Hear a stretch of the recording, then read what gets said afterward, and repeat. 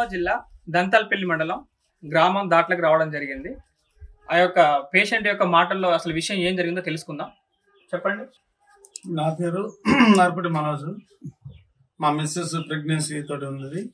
మేము గత 12 సంవత్సరాల నుంచి మాకు సంతానం లేకుండా ఉంటే అక్కడ ఇక్కడ తిరిగాం, హాస్పిటల్ తిరిగాం, సంతానం కలిగింది.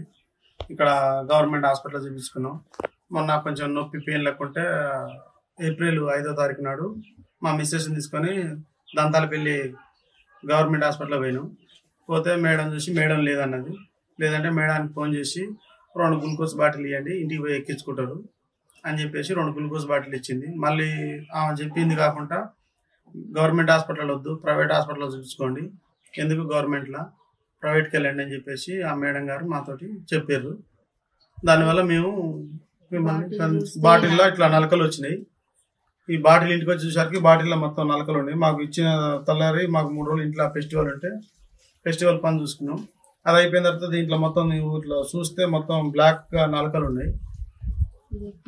బ్లాక్ చూశారు కదా, మొత్తం నలకలు చూశారు కదా. ఇదే గ్లూకోజ్ బాటిల్ పేషెంట్ కి ఎక్కిస్తే ప్రాణహాని కలుగుతుంది, ఎవరు దీని బాధ్యులు అని చెప్పేసి అడుగుతున్నారు.